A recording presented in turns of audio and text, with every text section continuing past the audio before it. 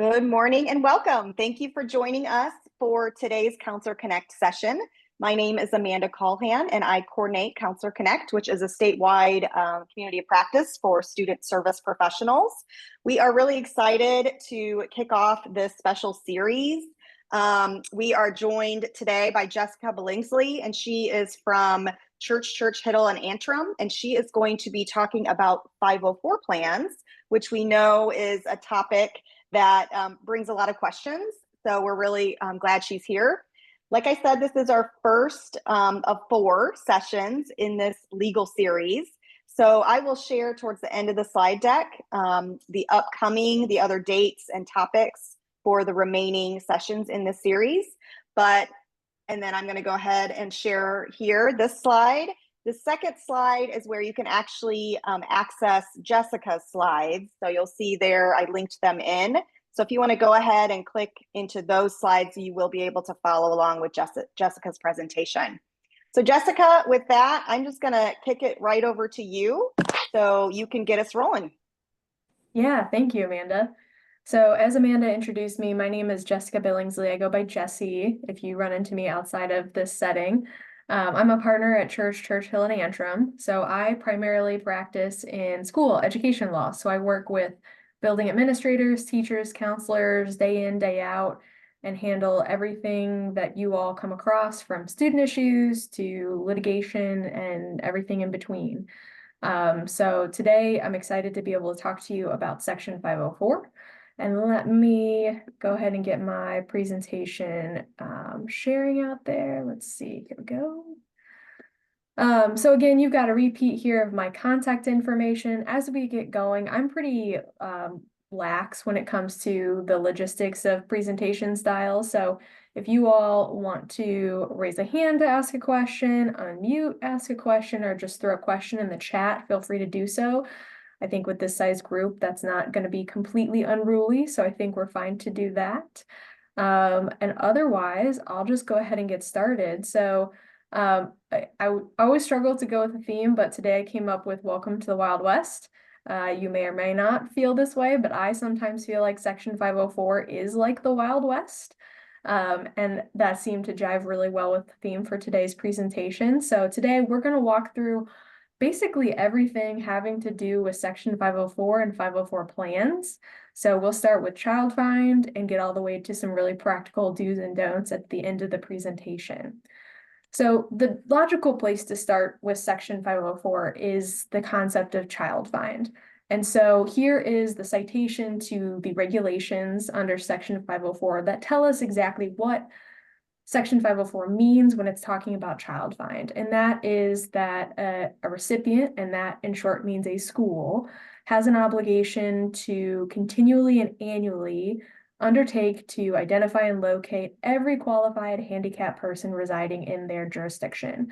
So basically, you have an obligation to, an ongoing, continuing obligation to identify those students who may qualify for a Section 504 plan because they have a disability, right? And so this, legal language takeaway slides is kind of the interpretation of that legalese we just saw on the previous slide, that you have a proactive, ongoing, affirmative obligation to evaluate those students and identify them. So this is for students who might have disabilities, not necessarily those that you are for sure aware have a disability.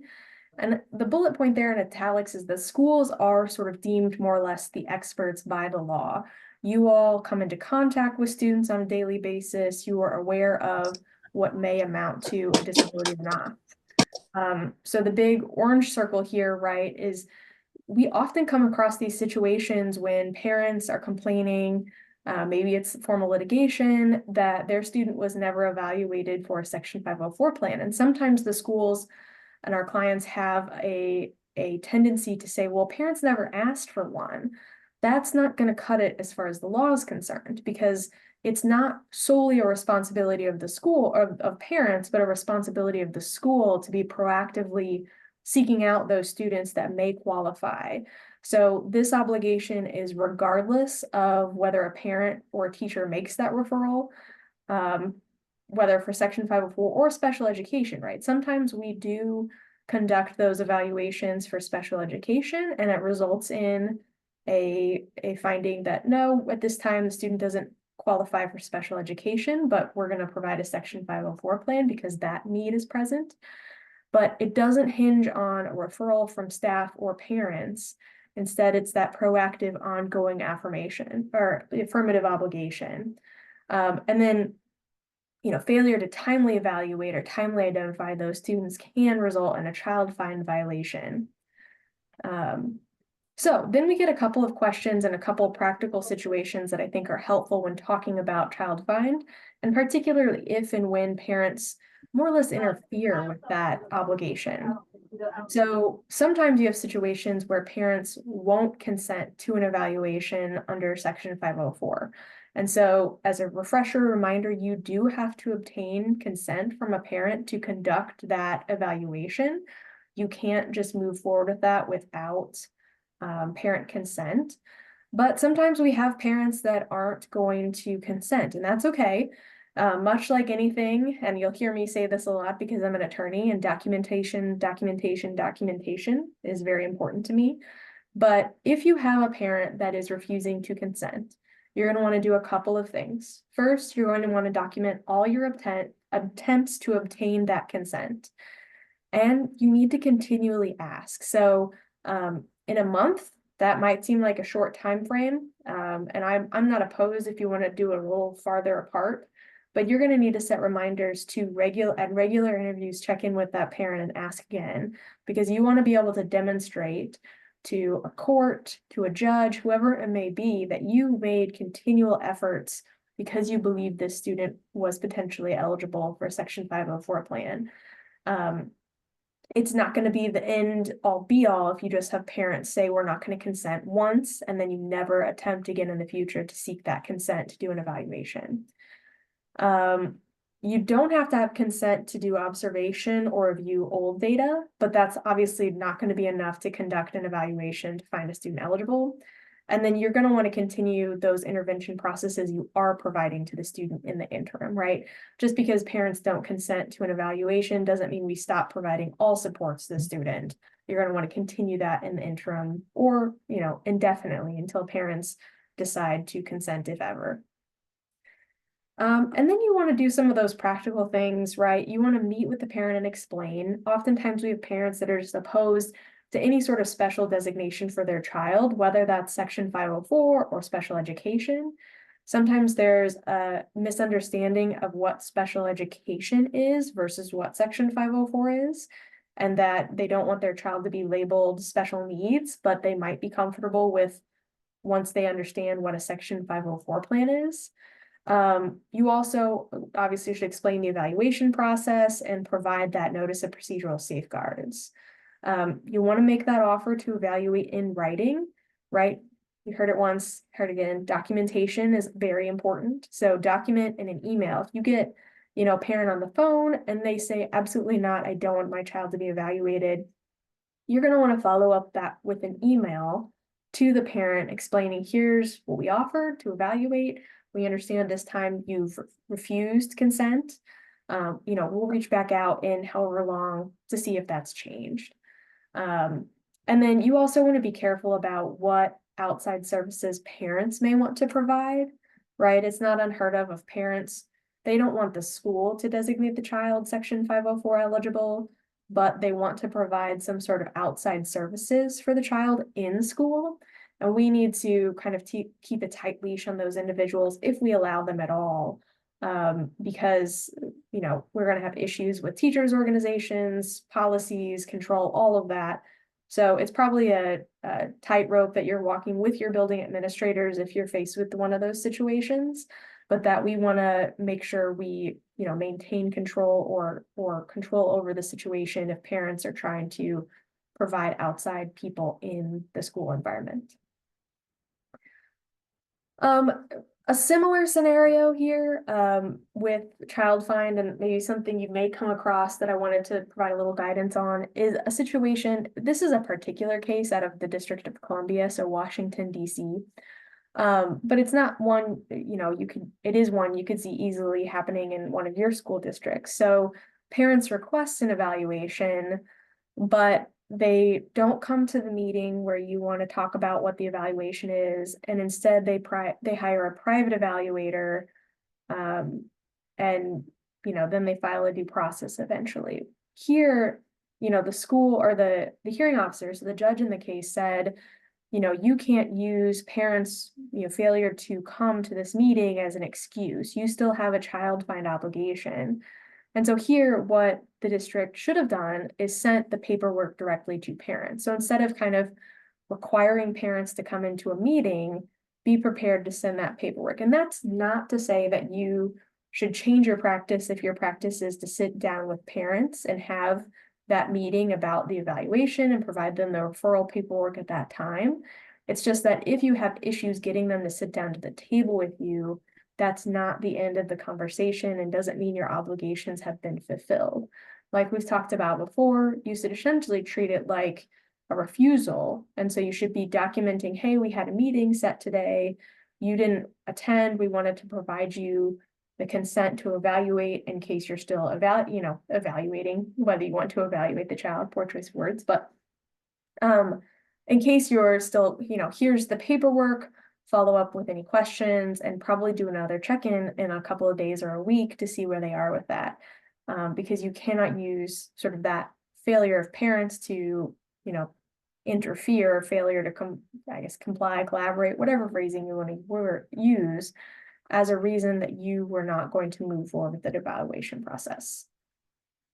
So that is a lot about child find. This picture, I've got some transition slides in here. So you're gonna get your Wild Wild West trivia for the day.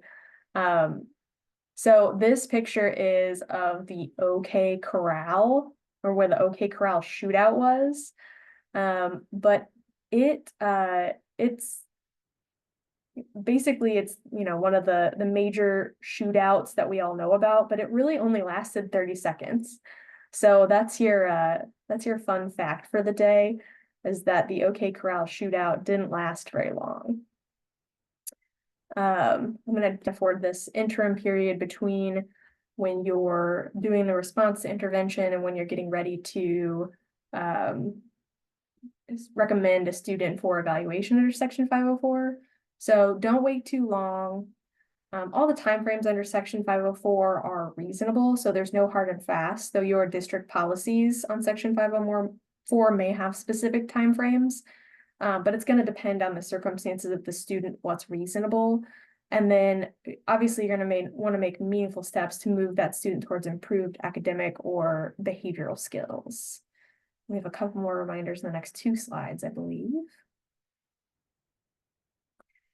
So just some examples, right, of things that you'll see that kind of throw up that flag of we should really be considering moving the student from just RTI maybe to some specific referral for Section 504 consideration evaluation. If there's an increase in intensity of the interventions used, that the interventions are being changed, or that we're thoroughly analyzing that data and conducting more detailed screenings, are kind of all going to be those pieces of information that get us to the evaluation point. And then when you do evaluate, right, consider all the evaluation of the child, not just intervention data. Other sources could, be all encompassing, but just some examples: state assessments, grades, if there's any private evaluations, classroom data, classroom observations, any of those behavioral data like absences, tardies, whatever your knowledge may be of the student's medical or mental health diagnoses that are going on.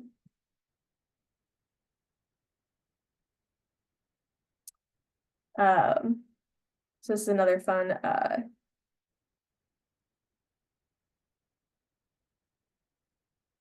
and this is just about cowboy hats. Hats were a necessity for most outdoor activities in the Old West, but they weren't wearing them. Called 10-gallon hats. Those were made popular in the 1920s by Hollywood. So instead, you wear these brimmed hats, basically to protect yourselves from weather. So that's your fun fact. None of these are 10-gallon hats until we get to the 1920s, and those are introduced. So Now we get into just the basics of 504. So we it's a little bit of a toss-up whether you start with child find obligations or whether you start with what is Section 504. So we started with child find obligations, and now we're getting into what is Section 504. So we'll go to the next slide. So Section 504 itself is the full title, Section 504 of the Rehabilitation Act. So it's a federal civil rights law, and it's focused on individuals with disabilities, and it applies to recipients of federal funds. So that's why most, if not all, public schools, particularly in Indiana, but elsewhere, right, are subject to Section 504, is because they receive those federal funds, and thus these obligations, those federal funds are essentially tied to complying with Section 504. So Section 504's focus is on equal access and equal benefit. And we kind of use the phrase to leveling the playing field for individuals with disabilities is what Section 504 is at its base.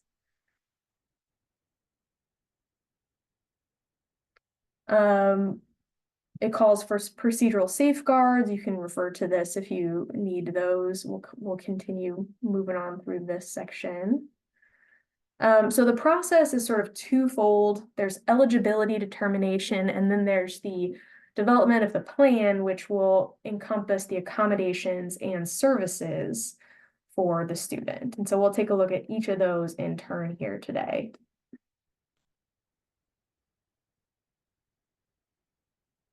So this is a high level for those of you who are visual learners and getting an idea of the sort of the pyramid. It's sort of upside down because it reflects the student population who would qualify each level of the pyramid. So you're gonna have your largest section of the student population, right, that has no interventions, general education population, and sort of as the population gets smaller and smaller purposefully as you get to students that need some initial interventions, you're getting to secondary interventions, and then you get the smallest slices of the pie, right, are Section 504 and students who qualify for special education or an IEP. And I've got a question here that is a good time to answer. What if the student is not receiving any interventions and there's a parent request for 504? Do we need to provide initial and secondary first? So no, you do not. And so the school has an opportunity, if they get a request for an evaluation, to deny the request, and you're going to provide the procedural safeguards with that denial, and you're going to be articulating why you feel like the student shouldn't be evaluated at this time.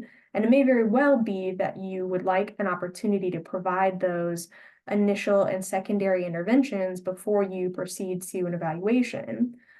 Or you may go ahead and decide, parents requested this, we already had some suspicions, even if we hadn't gotten into initial or secondary interventions, that we're going to go ahead and evaluate that student for Section 504 eligibility.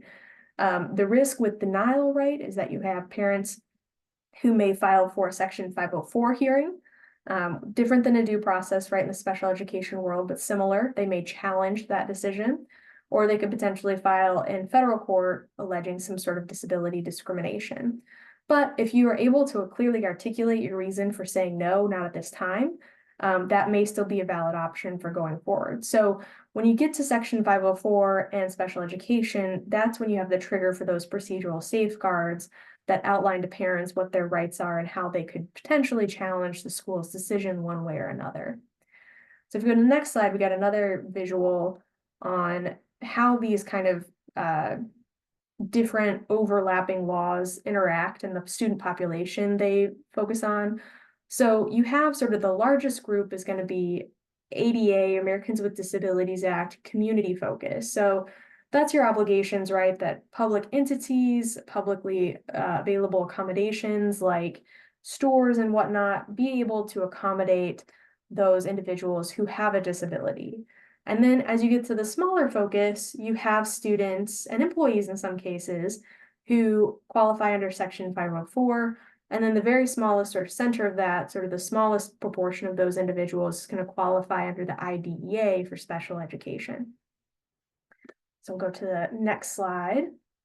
And sometimes, we often get questions about how do special education and Section 504 differ? How are they the same? This is a good slide to come back and refer to. So special education IEP is very limited, right? There are 13 specific categories of disability, but Section 504 in, contrast has no specific definition. It's a very broad definition of what is a disability. Special education, you don't take with you to post-secondary versus Section 504 students may take it to post-secondary. We've got only students on the one end. Section 504 could perceivably apply to employees as well, though I know with counselors, we're not really talking about those folks today. Special education is focused on services and specially designed education versus Section 504 is focused on accommodations. And timelines are different. In special education world, they're very prescriptive, set out by law. Under Section 504, was discussed, it's only going to be those reasonable timelines that are suggested, but they have a lot in common. If you look there in the middle, there's child find obligations that are both. They're, you're looking for slightly different things, but it's that proactive continual obligation to identify students that might have a disability. And then FAPE, you have FAPE and least restrictive environment. FAPE is defined differently under both laws, but it can be an overlapping concept. There's evaluation by a team, and then there's also disciplinary protections in both those situations. All right, let's keep going. So why does all this matter, right? Show me the money. Section 504 can be handled by the Department of Education, their Office for Civil Rights, civil lawsuit. And there's been an increase in litigation in this area in particular because of not only this Fry versus Napoleon decision, but Perez decision in 2023 as well, that effectively said you no longer have to go through the exhaustion of administrative remedies before parents can go to court in these types of cases. Let's keep going. All right, we'll take a pause here because I've seen a couple of questions come in through the chat. Referenced evaluating for Section 504, but there does not seem to be a formal process identified this. Is up to school district to determine? Yes and no. So the 504 regulations, and I think we've got some slides on it here. The 504 regulations sort of outline what should be considered, and essentially you're right in the sense it's not going to be a very prescriptive like checklist, though we do have kind of a checklist if you interested in that in the material of what you should be considering in the evaluation. But it's going to be, it's going to be a team evaluation, not just one school employee, and you're going to look at kind of all the information that's available. Checklist. I know checklists are always appreciated. And then someone asked just to clarify that IEPs follow students to college and no, so special education, right, and the provision of special education IEPs goes with a child so long up to the age of 22 or until they graduate with a diploma. So oftentimes when you're going to post-secondary, you're not going to be operating with an IEP, and colleges and universities aren't required to honor those. All right, let's go through the Section 504 team meeting. Who's there? So the team should be fluid. There's no mandated participants, but it is a team. So it must include people that are knowledgeable about the child, the meaning of evaluation data, and placement options. We'll keep going.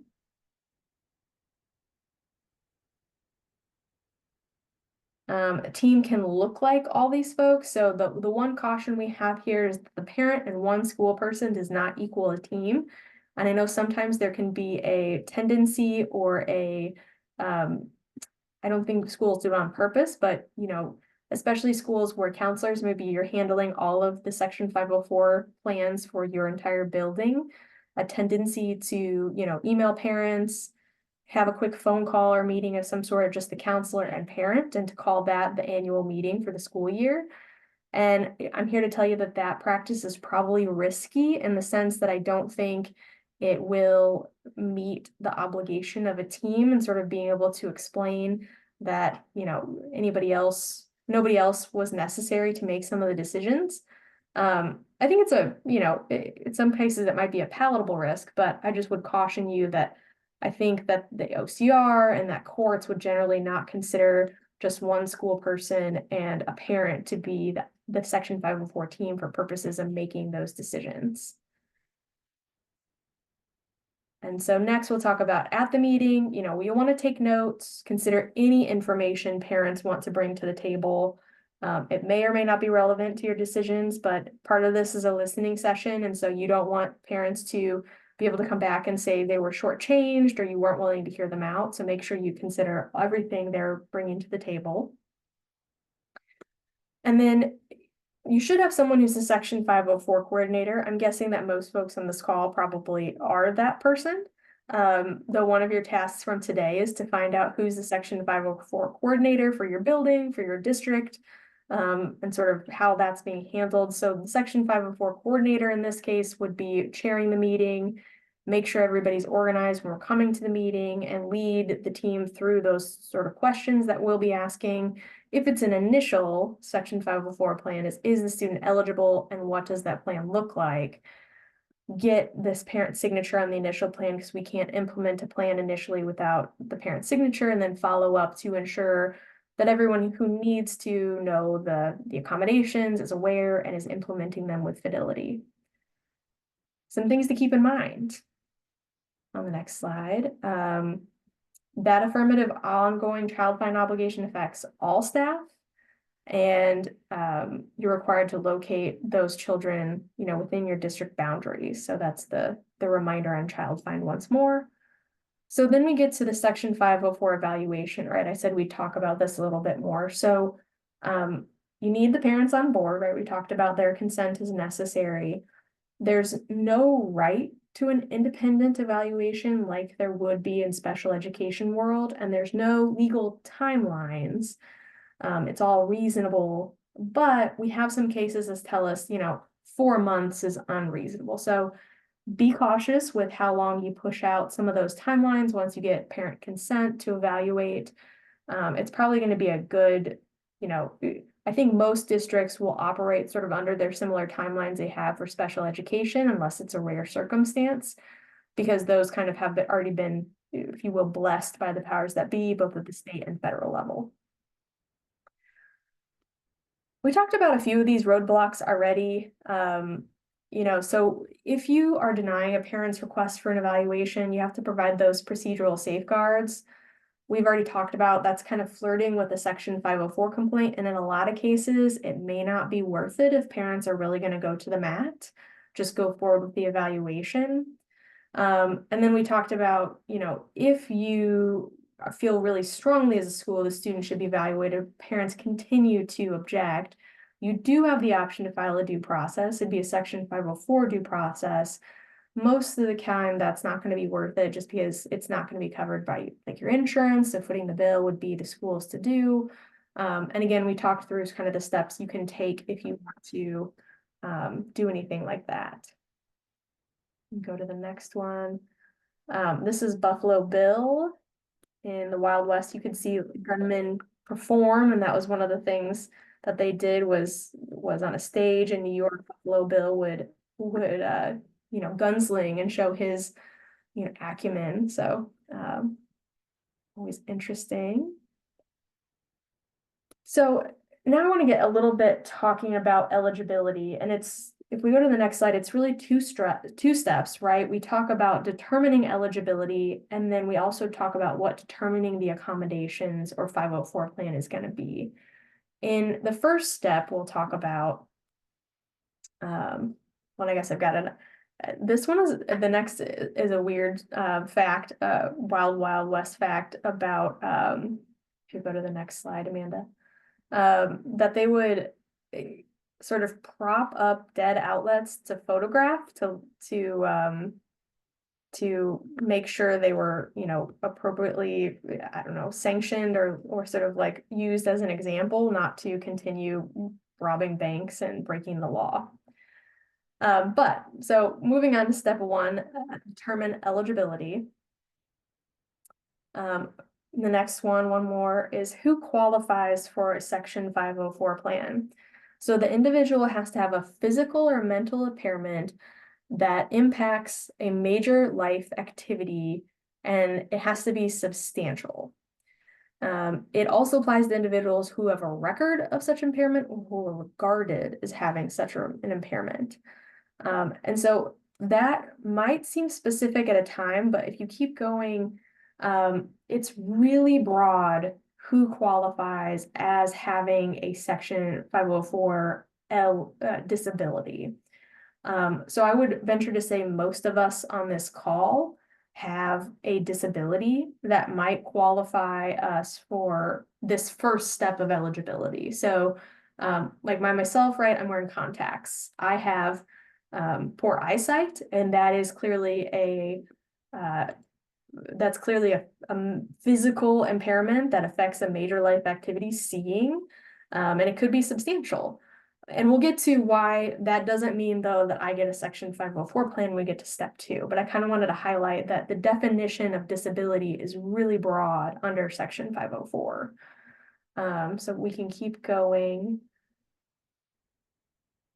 So the 504 team would consider outside medical information. As we say here, though, a medical diagnosis, as much as parents or even school folks may want it to, it is not one and the same as eligibility for Section 504 or the IDEA. Things can be diagnosed, but that doesn't necessarily mean it qualifies you. And at the same time, or kind of in step with that, it is not permissible to require parents to have an outside medical diagnosis or to seek some sort of outside medical information in order to qualify that student under Section 504. So it kind of goes both ways, that we don't automatically find students eligible because there's a doctor's note, but nor do we require a doctor's note to make eligibility. So then the question came in for, what do we do about doctors' offices that are writing medical diagnosis statements? This student would benefit from a 504 and accommodations. Very common, right? I think the key there is that's a doctor's opinion. Doctors aren't educators. They're, you take that into consideration in the team and your evaluation, but at the end of the day, if there's disagreement, then the decision can still be the student does not require a Section 504 plan or accommodations. The other piece of that is, and we can talk a little bit about this, is that it's reasonable accommodations. So I've had many cases where parents are adamant that their student get a specific accommodation, whatever it may be. And we saw a lot of these, I feel like, during the height of the COVID-19 pandemic. Like, we must be informed about all cases of COVID-19 in the classroom type situation. But it's a reasonable accommodation that allows the student to access the education program. And so it doesn't necessarily have to be the accommodation the parent requests or that the doctor recommends, because that leveling of the playing field may be, possible with other alternatives to just whatever is being suggested by the doctor or requested by parents. So we can go to the next slide. So this is kind of one of those sort of illustrations of a lot of students might have a disability that could potentially qualify them for a Section 504 plan, but it's going to be a much smaller number of students that actually need a Section 504 plan. So the first part of this analysis, the eligibility, might be a larger swath of students who, when you get to the second question, we'll talk about that in a minute, don't actually require any accommodations or a Section 504 plan. So if we'll keep going, the next slide, right, is just some red flags that you might see. These kind of put up your antennae that you should probably be considering a Section 504 plan.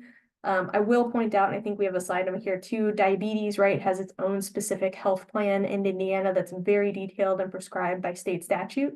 So be cautious if you have a student with diabetes that you're complying with all of those provisions. But really sort of knowledge about any of these conditions or situations really puts you on notice that you should seriously be considering evaluating students for a Section 504 plan. And then major life activity, right? It's a really broad category. And any of these can qualify as a major life activity. Walking, seeing, hearing, speaking, learning, that's going to be the big one, right? Breathing, asthma, allergies, concentration, ADHD, right? So all of those would be major life activities. And then the next question is whether it's a substantial impairment. Unfortunately, the law does not define what is substantial. Um, it's more of a case by case basis. It's more the trivial, permanent and long-term impact is going to probably qualify. The duration, is it short-term, long-term, permanent, something else, and compared to what the typical peer is. And then the next one, sort of furthering on this conversation, how do we consider it a substantial limiting impairment? Is just sort of look at the whole population. If it limits a major life activity, whether you would consider how it impacts their ability to perform those major life activities compared to other people in the general population.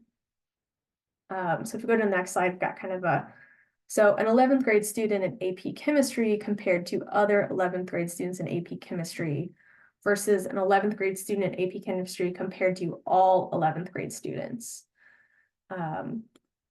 So you don't compare him to other students in advanced chemistry. You'd compare him to all the students in his grade. And so that's one interesting thing, especially when you get talking about students who might be potentially twice exceptional, right, gifted, but also have some sort of disability, questions about who you're comparing to, and it's really to the whole sort of general population. So the next big takeaway, these next two slides go together. When you're on the fence, you're probably going to want to go ahead and find that student eligible for a Section 504 plan. Versus the next slide, if it's clearly out of the park, like there's no need here, don't declare eligible. And the reason we say that is just the next slide, there's some dangers with over eligibility. So you're going to be giving students legal rights, which they may not need.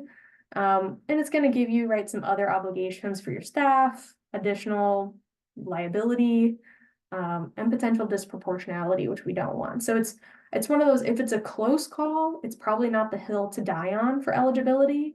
But if it's clearly a student who's not eligible, do not find the student eligible. Sometimes that seems overly simplified, but it can be difficult when you have pressure from a parent in those particular cases. So then we got a few other questions specific to these. So what about episodic impairments like seasonal allergies? Did they qualify? I would say in some situations they're going to, and more, it seems like those short-term things, courts and others have told us, yes, they should qualify when they're active. And so that could be difficult because you might have, accommodations you're providing just in the spring or summer when the allergens are acting up. Obviously, if you have something like a broken leg or something along those lines, we might not have typically in the past provided a Section 504 plan, but more and more sort of the trend is that you should go forward with providing that. And the next slide, you might have heard about talking about within this consideration of eligibility and providing a Section 504 plan, when do mitigating measures come into the equation? And so basically, step one, eligibility, we don't consider mitigating measures. But when we get to step two, what kind of accommodations or what does the plan look like for this student? That is when you can consider mitigating measures. And so go back to my example of myself, having poor eyesight. Yes, most of us who have glasses would qualify then as a disability, a major life activity is being impaired. But if you have corrective lenses, that's a mitigating measure. There's no need for an accommodation in that case. Now that's kind of an easy one.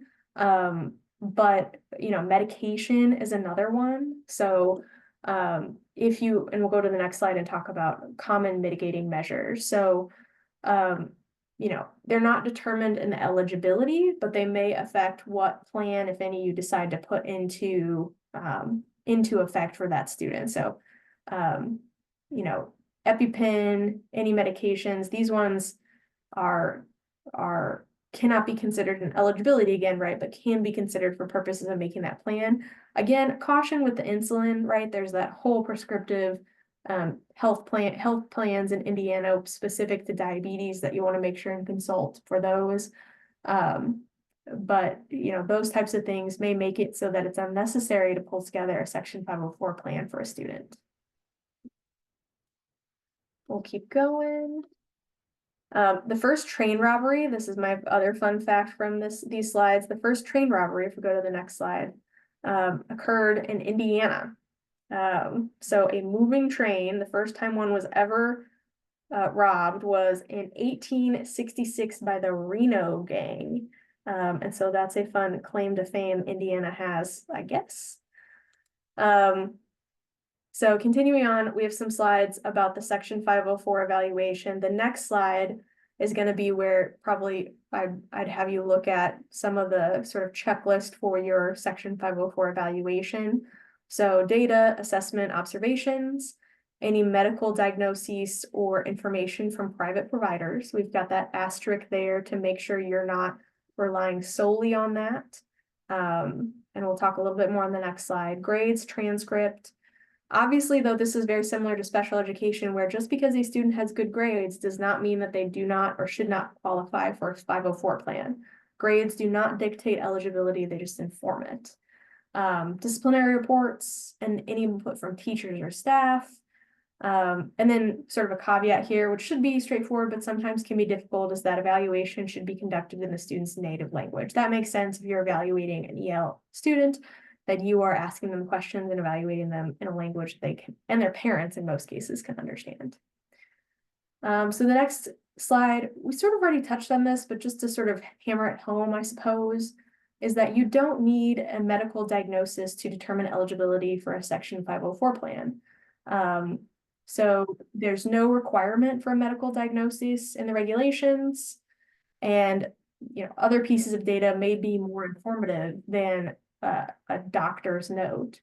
There is the potential, if a school really wanted to get a medical evaluation at the school's expense under Section 504, but you can't require a parent to provide medical data or get a diagnosis. And oftentimes I'd say that's probably going to lead you down a road of a difficult relationship with parents if you're sort of making those demands, because it turns contentious really fast when you say, I don't believe you, I want to see the doctor's, opinion on this topic.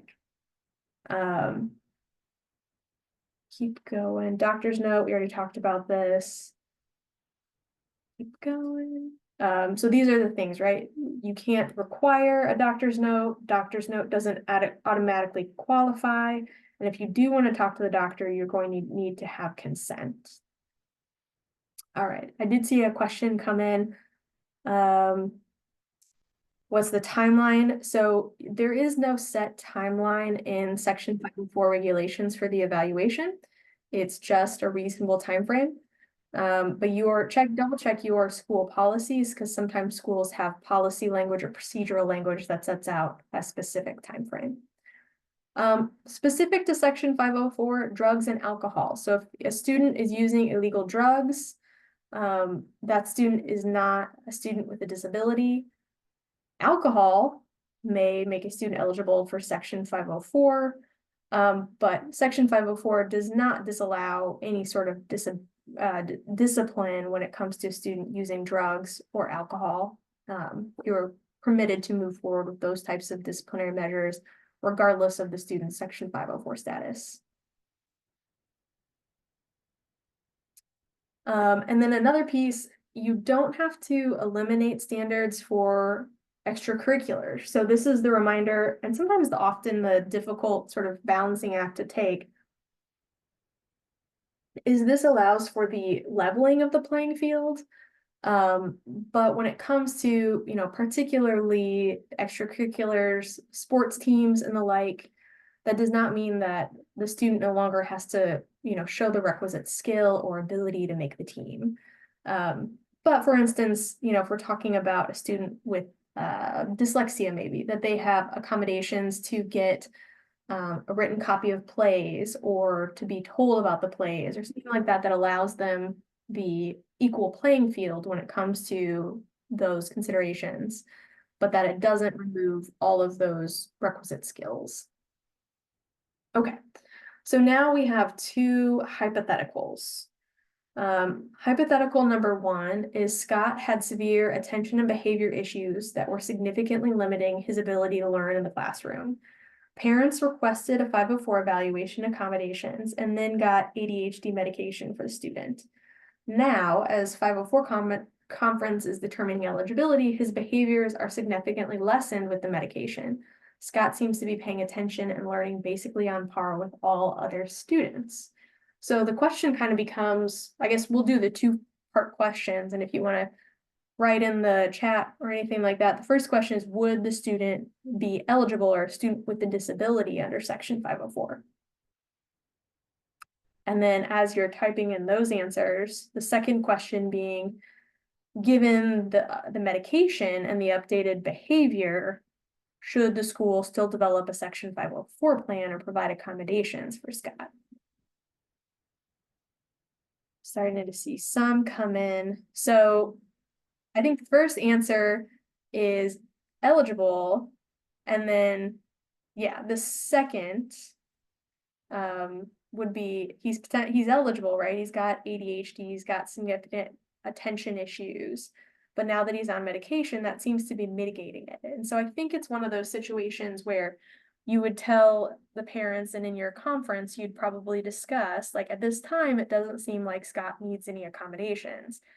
If or when that changes, we would, I like somebody just put it 504 watch list. I like that a lot. I think that's very appropriate. This kiddo is on sort of the watch list, and very potentially, if the medication stops working, if they change dosage or change medication types, you could see a change or stop altogether, right? But at this time, it doesn't seem like there's a need for those accommodations. And then the next hypo, Betsy has an allergic reaction to certain fragrances. Her doctor confirms that her allergic reaction is to break out into mild hives, which make her somewhat itchy. So she wants to scratch herself while she's around the fragrance, but that fragrance does not have any other long-term or more severe effect on Betsy. So this one, same question, really just the initial one, because I think that's what's at issue here is, would Betsy be eligible for or as having a disability under Section 504? And this one's an interesting one. So, right. So, someone put in there, does it impact her learning or concentration? That is not the standard. Be careful with that. It's an impact on a major life activity, but I think that is the appropriate analysis or question to ask. I'm not sure that I would consider getting mild hives impacting some major life activity of any kind. And so I would tend to hedge on, I don't think the student would qualify. I don't think that means the school's not going to do anything about this, right? I think that you're still probably in the best interest of the students going to say, hey, we'll happily, explain to the classroom teachers and students in classes, please refrain from wearing this specific fragrance. But I don't think that this is one that probably rises to the eligibility of having a disability that substantially impacts a major life activity.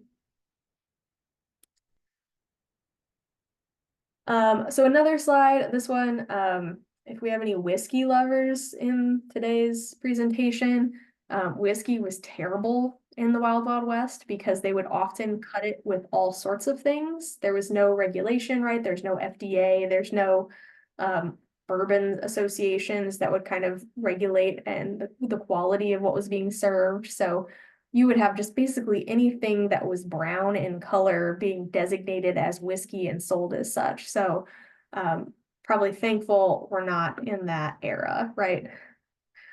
So then we'll move on a little bit more to step 2, and we'll keep going.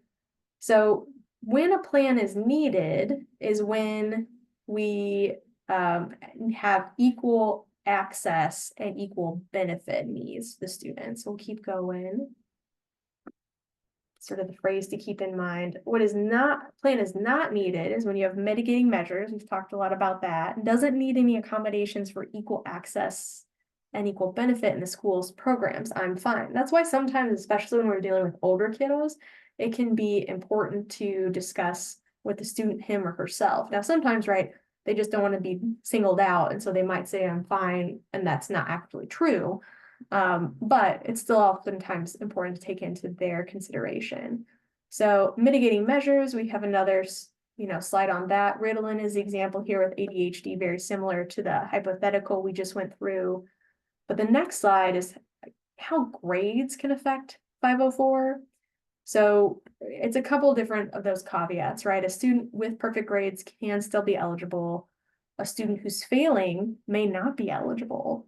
And a student's 504 plan or IEP, because we're kind of in that world, would trump a school policy that contradicts it. So in this particular Plano case, right, the student's plan said he could retake tests, but the AP English teacher cited to a department policy that said, no, you can't. But because that provision was in the student's 504 plan, that was a violation of Section 504. So, if you were in a situation where the student has an accommodation, but that's at odds with a department policy per se, Section 504 plan is what wins out. And the next slide, we talk about what is a reasonable accommodation, who decides, do we have to give parents whatever they want? The next slide is really more about what that amounts to. So this is similar to if you've talked about the Americans with Disabilities Act, but Section 504 does require an interactive process. So those are where you're asking all the questions, right? It's what does the parent student think? What does the teacher administrator think? What do any of our physicians or therapists involved think? But it's an interactive process. So the next slide, nobody's voice matters more or less. There's not like a vote. It's not majority wins. It's very much like the Special Education Case Conference Committee. And if it gets heated, you can take a break and offer to reconvene. Ultimately, it's probably going to be the school that decides what to offer. So in that case, if you feel like the voice matters, but it's not like a situation where you go around the table and poll the audience to see what the positions are. Next is common 504 accommodations. I'll just let you all peruse that at your leisure. It's just kind of what we see a lot and what's pretty typical. I do have a caution here on the next slide with the use of artificial intelligence. So you've seen a growth of these artificial intelligence products that are geared towards teachers, probably even towards counselors, and advertised as a tool to help folks develop Section 504 plans, IEPs, and the accommodations listed at all of those. My caution comes from that artificial intelligence is a tool, but it should not be the end all be all. So I have had cases where, whether it's special education or Section 504, there's a challenge and the teacher or the counselor who's put on the stand has to testify when they're asked, where did you come up with that list of accommodations? And their answer is, I went to ChatGPT or I went to whatever, website I was looking at that day with the artificial intelligence, and it detailed these 10 things for a student with a traumatic brain injury. And that's problematic because both Section 504 and the IDEA, just because it's caution for all of those, require individualized attention to detail, and it's determined individually. And so if you're just using ChatGPT or an AI bot, large language model as sort of the sole source for those accommodations, that's going to be problematic. And so I have no problem if you want to use it, but the proper way to use a tool like that is either as your starting point of like, hey, let's get some ideas out there and we can consider them, or as sort of a backstop double check. Are there any accommodations we didn't think of as a team that maybe we should have thought about? But it should not be the first and last stop on developing accommodations for a student, because that will get us into hot water. The next slide is just a reminder that cowboy often meant criminal, so that's always interesting to think through. But next we're going to talk about the FAPE standard under Section 504. So FAPE, it's different than FAPE under IDEA. So under IDEA, a student must have an IEP. And well, I guess so this is one, it's different than FAPE under IEP, but you obviously have students that may qualify for both a Section 504 plan and an IEP, and actually oftentimes they qualify for both, right? And so our takeaway is if you have that situation, you house the 504 accommodations within the IEP. You just want to make one record, one document.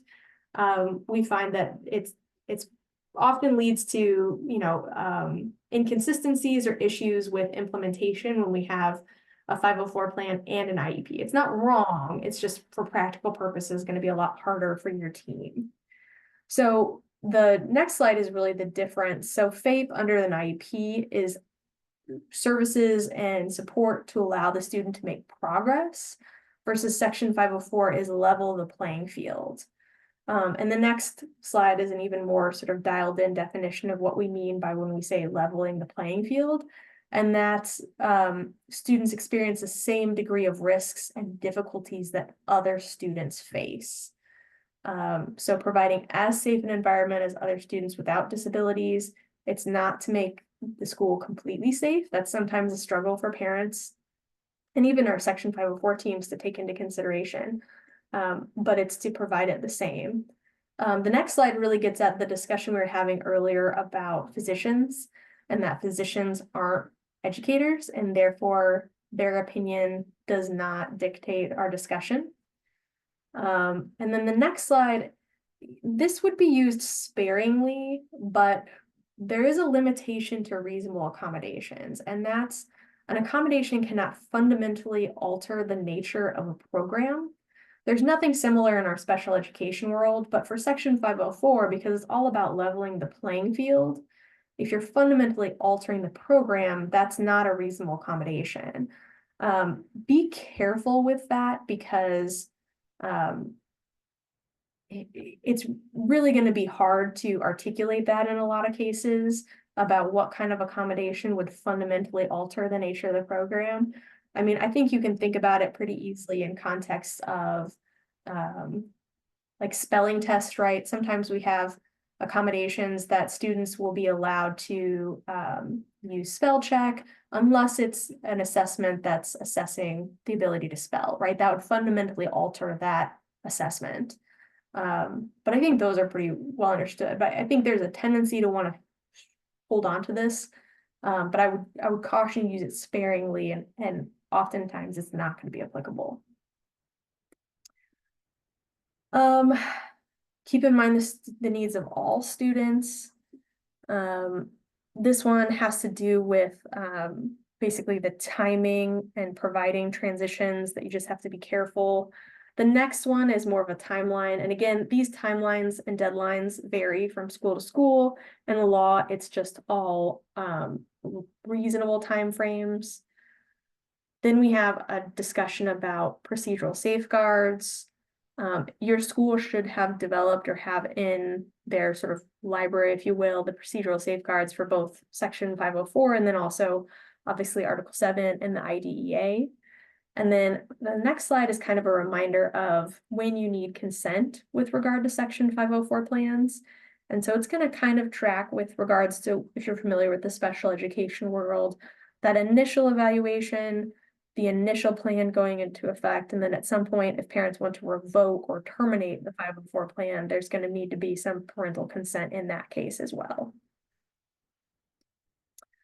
Next slide, who implements the Section 504 plan? And it's gonna differ from plan to plan, right? So the 504 coordinator, who it sounds like in a lot of cases will be folks on this call, counselors, kind of oversees that process, coordinates child find. And these aren't necessarily true. dictated precisely by law, but just sort of some thoughts on who's going to oversee it. The principal would ensure that process takes place. They have 504 teams, their plans in place. Teachers are going to be responsible for implementing a lot of those accommodations and complete, 504 referrals when they become aware of them. So those are all cases. This one, Dodge City, which has kind of been known in TV shows and movies, was really violent in Kansas. They had a murder rate, like a really high murder rate, which is kind of, the statistics are crazy. 165 adults were killed for every 100,000 people. So the Wild Wild West was no place fun to be. But then here we have, next I've got this checklist through the materials. So we'll just kind of go through. I want to leave some time to answer some of these questions. But so parents, provide notice of procedural safeguards, gather all your information, whatever format that's going to be. And then you're going to determine eligibility and develop your plan. And then it's really important to monitor the plan. I think this is where sometimes we get lost, is on the follow through, because oftentimes, students maybe not expressing issues, but, they fail a class or something at the end of the semester, and parents bring that to the school team's attention. And the question is, how could that happen? Weren't they receiving their accommodations? And lo and behold, you find out, the science teacher was never provided a copy of the plan. And so they didn't know the student had extended time or something like that. And so really following up to ensure that everyone needs to be aware of the plan, is aware of it, and is implementing that plan with fidelity. So we also reevaluate when necessary. You're obligated to meet every year. And then it's best practice to reevaluate at least every 3 years. So that's the sort of the practice. And then kind of a fun fact, I didn't realize this. So back in the Wild Wild West, mining towns were more expensive than living in Silicon Valley. Basically, the idea that you would potentially strike it rich caused, rental properties and real estate property prices to increase, and everything else did too, because they tended to be remote areas of town. So next, we're going to talk about some of the ABCs of special considerations, and this is going to get to a couple of questions I saw come through the chat. So the first is absent students, and I know this is pretty prevalent and probably the highest number of students in Section 504 plans that I'm aware of, and often have to talk with clients about and sort of guide them through the analysis and thoughts and what to do is with regards to absenteeism. And typically, I say that in a very general sense, it's tied to anxiety, right? Especially in the post-COVID era, the number of students with absenteeism issues and parents citing to anxiety issues. So this particular case, though, had a student who was, 25 plus days absent. So we have some issues here, right? Indiana, that would definitely qualify you as a habitual truant. Student requested a 504 plan and provided information that she had celiac disease. So that's a genetic gluten intolerance, right? So she wanted to be exempt from the attendance policy. But the school said, well, the 504 plan is not going to exempt you from attendance, but we could put in place accommodations like instruction and an attendance appeal process. So parents were frustrated by that. And it's an interesting, because the OCR said that provision might actually deny the student FAPE, which I think is kind of crazy when you think about it. But essentially, in the case, the parent claimed that the district refused to excuse absences and sought to take her course credit away. OCR said that districts have a duty to identify those folks, and they have to ensure they receive a FAPE. And they said because of the time frame between when the student had missed all these school days and when she finally was given a Section 504 plan, that she had lost credits, and that was the denial of FAPE. So the student or the school was required to evaluate the student, develop an appropriate 504 plan, and provide her with necessary compensatory services. So the takeaway from this is not that you have to exempt students from attendance policies, but that you should be responding proactively and kind of early on in those attendance issues with these types of 504 plans to be able to evaluate and then provide accommodations. I think you could put in place those, potential home instructions, attendance appeal process if you find that's appropriate for the student, but that you would want to do it quicker than the school did in this case. And I want to go to, I know there's a question in the chat about a hypothetical. I was like, hypothetically, asking for a friend. Student has an unknown illness that prevents him from attending school. Student misses 10 days a month. Mom is getting testing done, but nothing is confirmed. What would the recommendation be? So I think my recommendation is that student is on your radar for Section 504 eligibility. So I'd reach out to parents and get consent to do a Section 504 evaluation. Collect your data, which can be including requesting whatever medical information the parent can provide you, and then having the Section 504 team meet and talk through eligibility. So the question is, do they have a disability that's affecting a major life activity? I think you'd have to get more dialed into what the disability allegedly is. But even so, remember that Section 504 protects students that are regarded as having a disability, and it seems like this student might certainly be regarded as having a disability. But that's just going to be one that's, continually helpful for wanting to go through that. Section 504 plans and animals. So this is always a fun, and typically I would advise you to reach out to your district's legal counsel when you have animal issues. So a service animal, I've gotten this question before, is only a dog or a miniature horse. I've had students try to bring a sugar glider, which is a miniature flying squirrel, to school as a therapy emotional support animal. A school district is not required to allow that. Emotional support or companion animals, therapy dogs, are not service animals, and they are not required to be permitted. But caution, you or your building or district may open you up to having to allow some of those types of dogs if the building has a therapy dog, right? Oftentimes we have facility dogs, and you might be able to differentiate that this is a facility dog that's been especially trained by a reputable entity, and it's being provided for all students in the building. We don't allow emotional therapy dogs for individuals, but we've certainly seen an increase in these types of requests. I think everyone has, airlines, you've seen it in the news. But we also don't advise writing service animals into the Section 504 plan or IEPs. Service animals are about access and not about FAPE. But certainly be cautious when you're navigating that, because you can be tripped up by the limitations on questions you're allowed to ask and other things.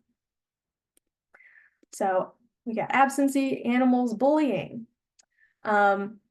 This is true for both Section 504 and the IDEA. Bullying can lead to issues and inhibit a student's ability to receive a free, appropriate public education. And so you have to determine that there's an obligation to address bullying, regardless of whether the student has a disability. We know that from Indiana law, right? But if a student is receiving services under IDEA or Section 504, then it needs to convene the IEP team or the Section 504 team to determine if there's any issues with the student receiving FAPE because of the alleged bullying. So that's kind of a reminder that if you've got alleged bullying occurring with a student, that you probably need to consider reconvening that 504 team to evaluate any additional accommodations or needs. Next we have constitutional rights to nuts. We're getting kind of loosey-goosey with our ABCs, right? C, constitutional right to nuts. Right now, courts have not determined that other students have a right to peanuts, right? This is in a situation where a student has a deathly allergy to peanuts or some other nut, and the prohibition or a nut-free zone. So right now, courts have upheld the school's designating areas nut-free, and that doesn't infringe upon another student's right to bring peanuts to school. Next is discipline. I know we had a question in the chat about discipline. So for section 504, there's nothing explicit in the regulations, but the Office for Civil Rights has told us that if there's going to be a substantial change in placement, i.e. an expulsion, that the school should hold a manifestation determination for students with a section 504 plan. That is going to look very similar to how it would look in the special education world, that you are going to convene the section 504 team and have a discussion about whether the discipline is a manifestation of the student's disability. And then if it is a manifestation of the student's disability, you would not be issuing that expulsion discipline. Regulations don't really tell us what we're going to do after that, though presumably you would be reevaluating the section 504 plan and providing different or additional accommodations. If it is not a manifestation of the student's disability, then you would move forward with discipline as if the student were a general education student. We have the question here about stay put. So section 504 does not have the same stay put idea as special education world does. So in theory, you can do that. So their question in the chat about 10 consecutive days. No, it would be any substantial change in placement. So I think the way that the OCR has said that it's like expulsion or suspension pending expulsion, which would be 10 consecutive days, yeah. Next we have gender students who are transitioning. They may qualify for section 504 more under the idea of anxiety, depression, or mental health needs. So that's kind of a flag to have up. Next is healthcare plan. So I know we had a question about that. So one, I fully acknowledge that school districts refer to these types of plans, medical plans. There's kind of like a fluid or kind of case by case on the school district how you refer to these types of plans. So healthcare plans in the past have been kind of for any type of medical impairment, and you would have an IHP, but know that individualized healthcare plans is a specific term under Indiana law that refers to students with diabetes. And so you can have those diabetic plans housed in a section 504 plan, but the student, for legal purposes under Indiana law, needs to have that all those provisions in the diabetes healthcare plan law. So there's some more procedural safeguards for it. And then if you have a student with a healthcare plan or a medical plan, our kind of advice, I don't think it's necessarily anything wrong, it's just kind of to make things more uniform for your district, would be to migrate those over into a section 504 plan, so that when you get a request from a parent for a health plan, and that's diabetes versus if it is section 504, kind of anything else. So that's kind of the distinction there. Let's see. And then, yeah, healthcare plans versus 504, they're not necessarily a substitute. And kind of the issue is that health plans address medical issues, medical emergencies. And there are some cases, right, where a student might need like a crisis plan or something like that. And it's not necessarily that they need a 504 plan, but just be cautious that those phrases aren't interchangeable. And then we keep going.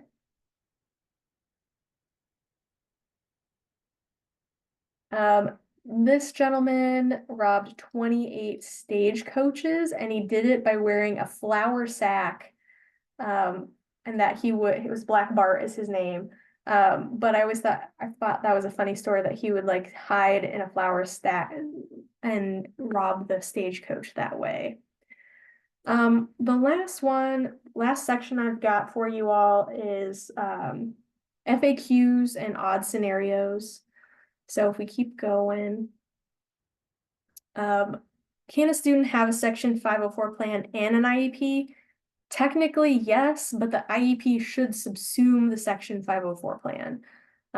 If they qualify for both, you want to put all the section 504 accommodations requirements in that IEP. Next, we have another discipline question. Can a Section 504 student be expelled? Yes. So they get those additional protections. You want to hold that manifestation and ask the question, was it a manifestation of that disability?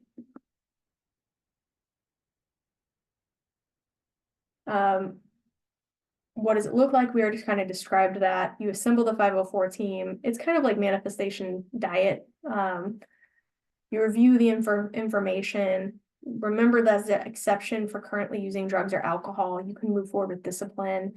And then, if it is a manifest, you might need to conduct that reevaluation or propose an evaluation.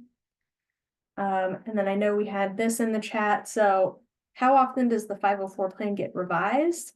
You would reevaluate every 3 years or earlier as needed, right? Kind of like special education world, unless there's a specific need to, you can go 3 years.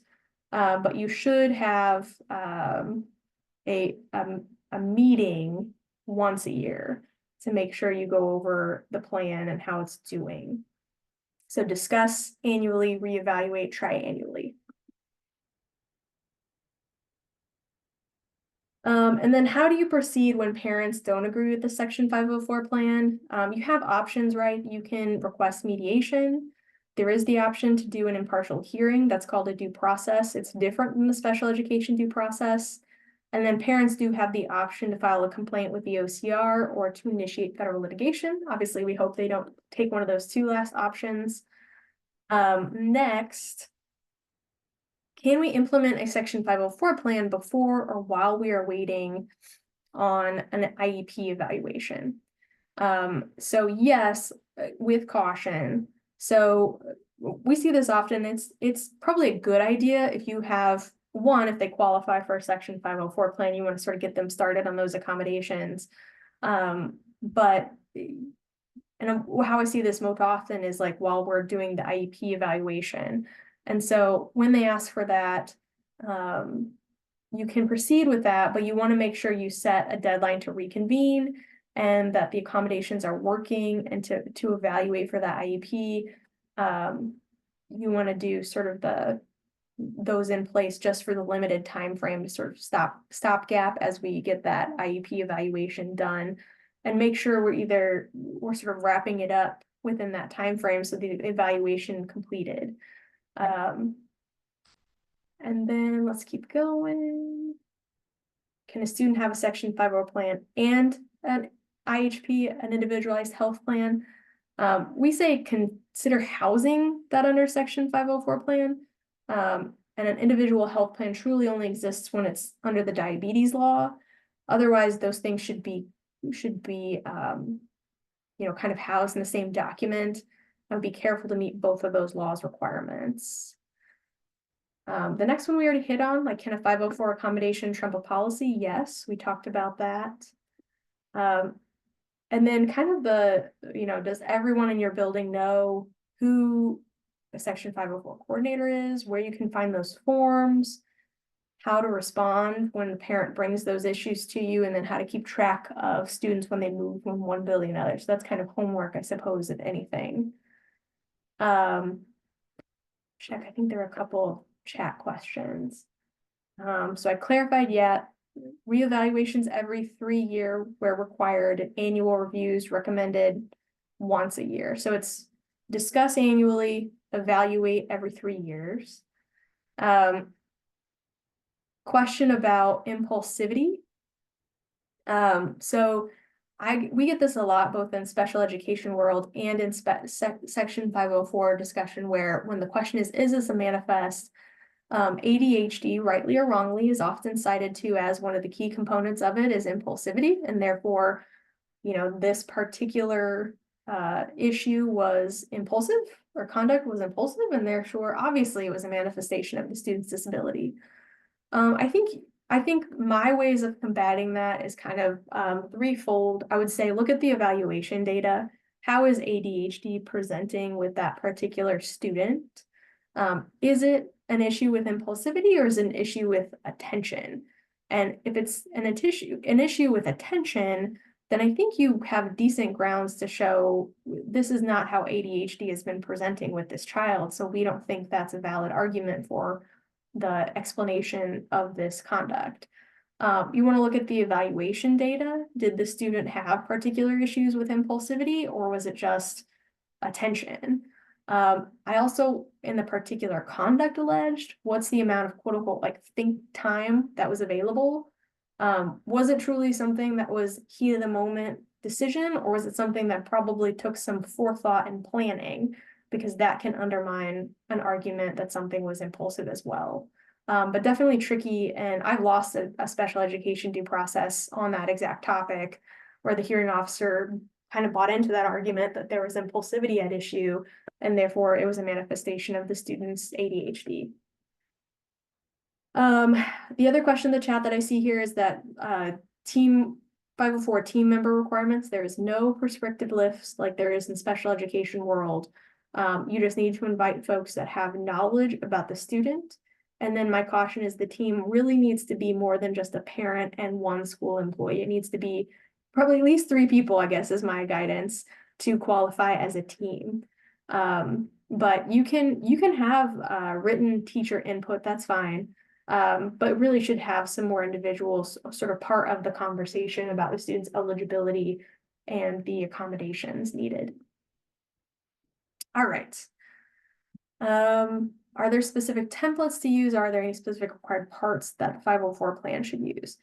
I think you can find all sorts of templates out there in existence to kind of guide the discussion, but mostly they follow the questions we have here is sort of what's the alleged disability? Does it impact a major life activity? And does the student require accommodations? And then to list out what those accommodations are. Those are the high points of what's needed. So we'll kind of end on a final list of do's and don'ts. They're going to be kind of one side or the other. So the first is to maintain antenna, right? We talked about the child find obligations and make good faith efforts to provide those accommodations. Obviously, we're not going to take a closed-minded or short approach or short circuit the interactive process. And then the next slide is when in doubt, we do recommend erring on the side of eligibility and creating that 504 plan. Don't have students with separate IEPs and Section 504 plans. Bring creative accommodations to the table. Don't demand specific accommodations or give in to those demanding accommodations. And then I think that gets us to the end. This gentleman is John Wesley Harden, and at the age of 4, he was one of the I think he was the deadliest outlaw of all time, at least recorded. He was known to have killed at least 44 men. That's a dark way to end the presentation, but I saw at least one other question. What happens if a teacher doesn't follow a Section 504 plan? A couple of thoughts here. So one, I'd say if the teacher is sort of deliberately not following the plan, then that could be a potential personnel issue. Because really the issue is that if the student's not being provided their reasonable accommodation, then the school could potentially be liable for not reasonably accommodating a student with a disability. So it's a potential liability issue for the district. And, teachers need to be compliant with that. Now, if it's more of an issue of like the teacher wasn't aware of the accommodations that needed to be provided, then that's more of a training or a sharing of those resources. But I'll that's all of my prepared materials, and I think we're coming up pretty close to our end time too. So Amanda, I'll let you sort of take it home, and I'll stick around to see if there are any other questions in the chat. Great. Thank you so much. This is a lot of great information. I have had a couple of people send me a chat directly to just say, oh my gosh, this is great. I needed this info. So really appreciate your time and being with us today. For these next few slides, really, we just have some upcoming events. For this one, though, I'm sharing the upcoming sessions, the 3 remaining sessions in our legal series. And you can see they are kind of spread out a little bit over the course of the year. The next one is December 11th, where we'll be talking about parent permission around student counseling assessments and screeners. So, there was some legislation that passed, I believe, last year around that. So Somebody will be sharing and talking about that in December. So the registration is linked directly into the slide, as well as the third and fourth sessions in our series taking place in January and March. So if you're interested, go ahead and get registered for those and put them on your calendars. And then just some resources we wanted to make you aware of. We do have a digital content library, which is actually where we post all of our sessions that are recorded and then on demand later on. So if you want to go back and access a session that was recorded, you can find it very easily in this digital content spreadsheet. The counseling curriculum was written over the course of the last school year and is now available for you to use as is or customize as needed. And then finally, our calendar with all events and important dates for counselors and social workers are available in that third graphic you see there with the calendar. Finally, just thanks for being here. If you do want a PGP point for your attendance, you can fill out that very short evaluation using this link, and that will be emailed to you in your inbox. Jesse, are there any other questions that came up as I was sharing that you needed to address? It looks like it's a lot of just thank yous. Yeah, I was doing a scan. I think I got through most everything, but obviously you all have my contact information. If I didn't get into anything, feel free to follow up. Great. Thank you so much. Thank you everyone for being here, and hopefully we'll see you in December. Take care. Bye-bye.